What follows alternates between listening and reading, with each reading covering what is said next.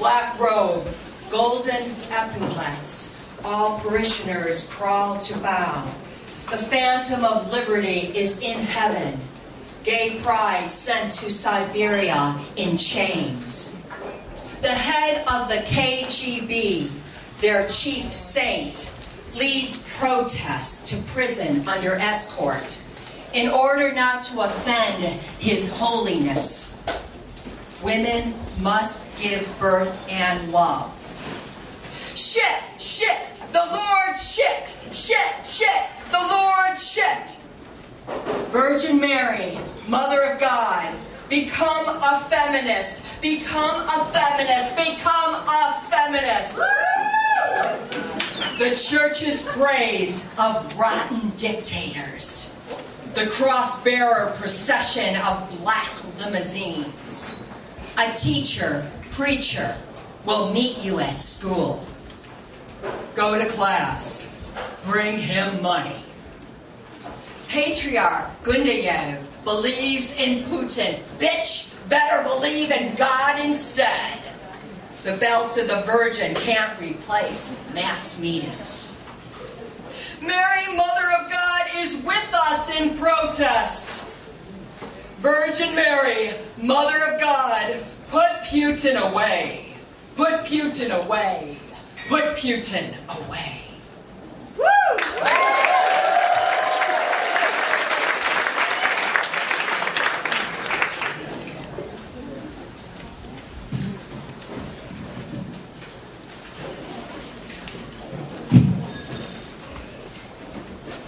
Art and politics. Our performance in the Cathedral of Christ the Savior was a political gesture to address the problem of Putin's government's merger with the Russian Orthodox Church. The Patriarch has repeatedly evangelized on behalf of the figure of Putin, clearly no saint, and continues to urge his followers not to participate in protest rallies.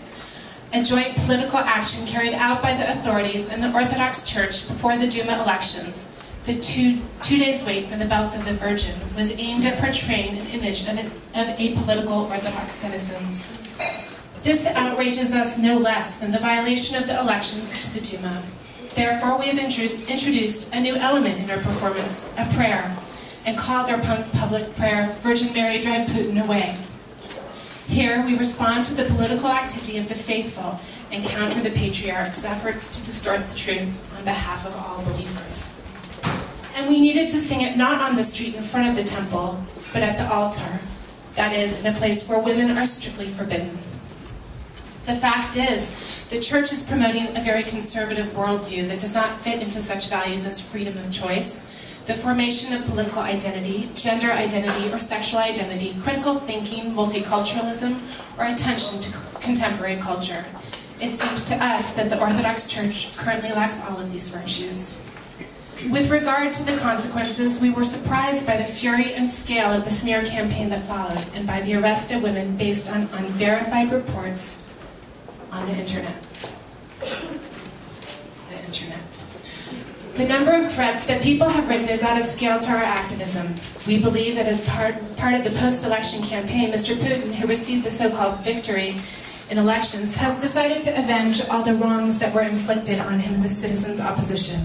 Most likely, this has been a punishment of our Red Square performance of the song Putin Pissed Himself. But it was our performance in the Cathedral of Christ the Savior that provided the formal reason for the criminal proceedings that followed. Now the authorities, emboldened, are trying to push another charge against the suspects, extremism, because our chorus begins with the words, revolt in Russia. We are outraged by the fact that people thought to be involved in opposition circles are rounded up on the street and held in custody. The girls do not recognize themselves as members of our group. As far as we know, they went on hunger strike, which lasted for 12 days. Signed, Pussy Riot. 2012. Second day of pretrial detention.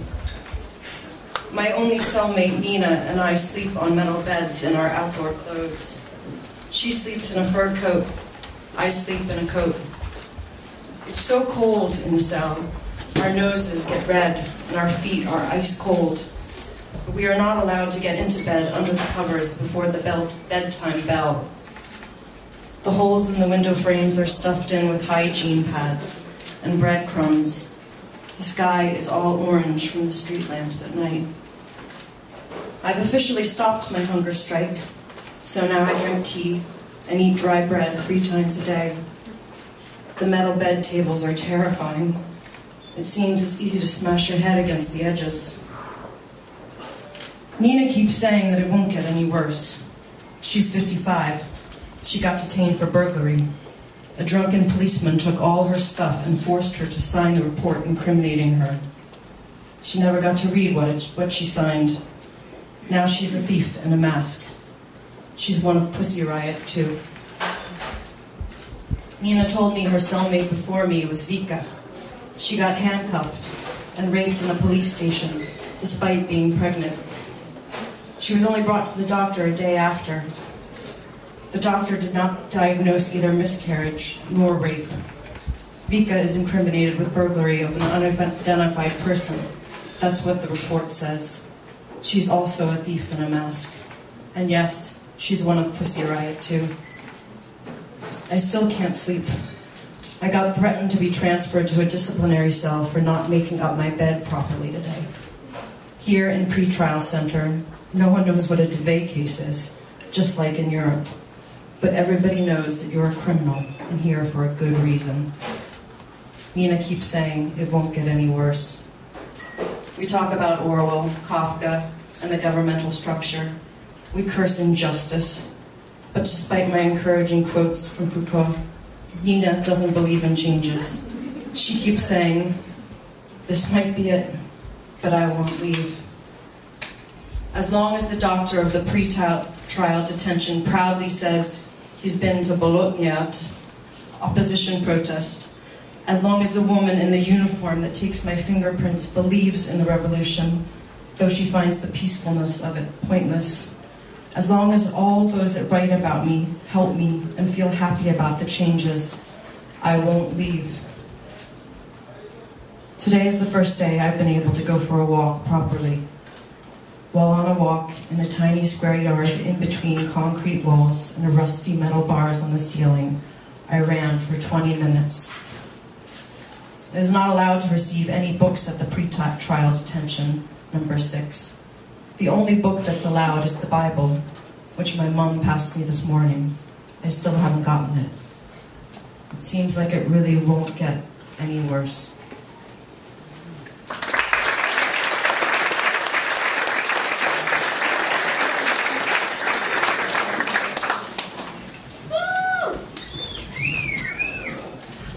Letter from Nadezhda Tolokonnikova. And take heed to yourselves, lest at any time your hearts be overcharged with surfeiting and drunkenness and cares of this life, and so that day come upon you unawares. Luke 21:34. The people that I have had the chance to work with during my actionist years were quite unusual for Moscow. They were not interested in money or comfort. They did not go to the Jean-Jacques Cafe. When they wanted to go to a cafe, they would choose one there where they could be in active discussion, planning actions without having to order anything. When they wanted to eat, they would break a loaf of bread.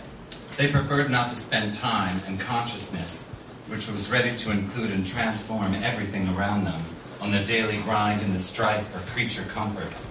Their hearts were not heavy from either overeating or drunkenness. Their minds were fully occupied with whatever they were currently working on. They worked a lot, with fervor and enthusiasm. Even their knowledge of the fact that they might have to pay for their activities with prison did not stop them.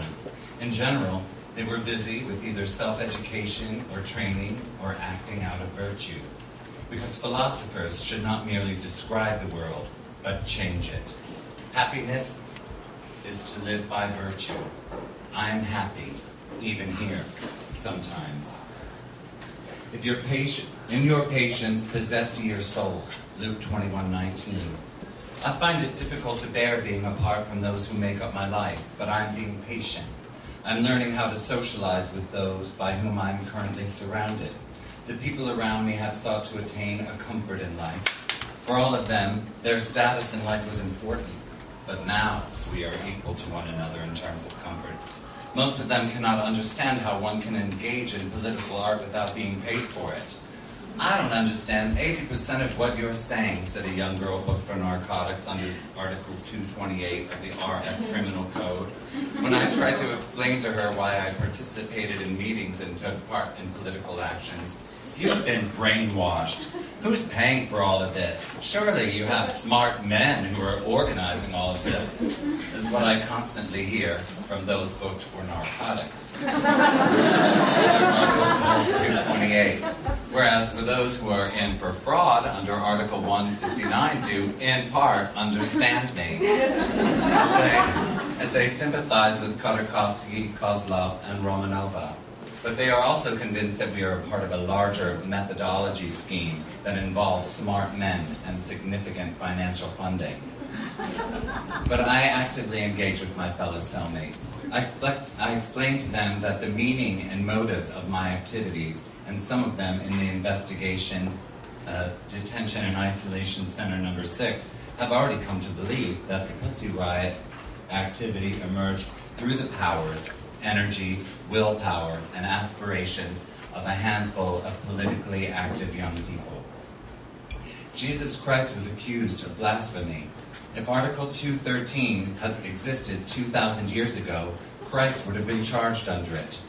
He called upon our asceticism and selfless devotion, but the czars of the world, not wishing to do without their limousines and flashing lights, have judged him. But beware of men, for they will deliver you over to the courts, Christ warned, Matthew 10:17. Beware, but go and prophesy to them. Without a penny in return, cursed and lied to, walk the earth and prophesy both to the Jews and to the Hellenes. 2,000 years later, Pussy Riot, with its much more modest challenges, we do not seek to establish a church. We merely suggested scrutinizing some aspects of the earthly representatives of the Christian church.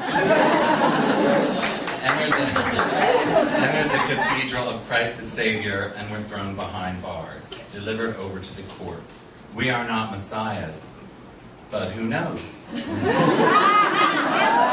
Maybe Pussy Riot is a sign of the new times in the spiritual history of mankind. The century of liberty as prophesied by Russian religious philosophers. All of the past Sunday I took notes on the Apostles' epistles. I was interested in the issue of the succession of law and grace relative to the old and new letters.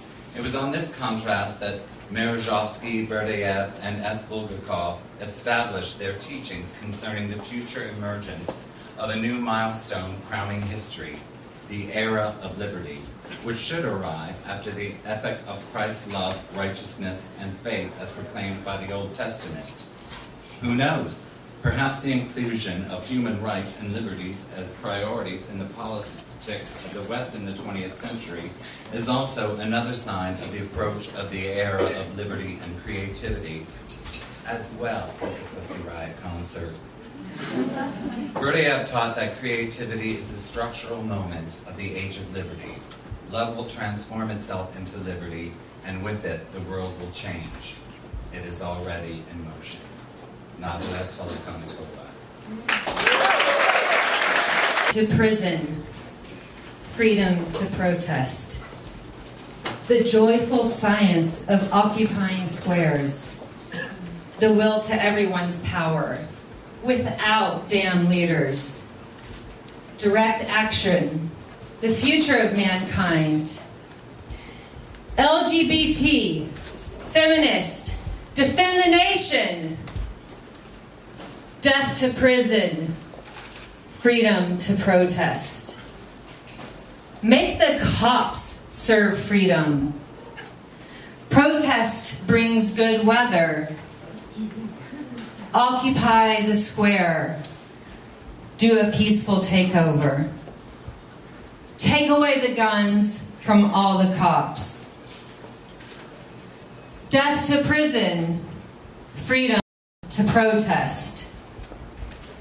Fill the city, all the squares and the streets. They're all over Russia, so beat it. Open all the doors. Take off the shoulder strap. Taste the smell of freedom together with us. Death to prison, freedom to protest.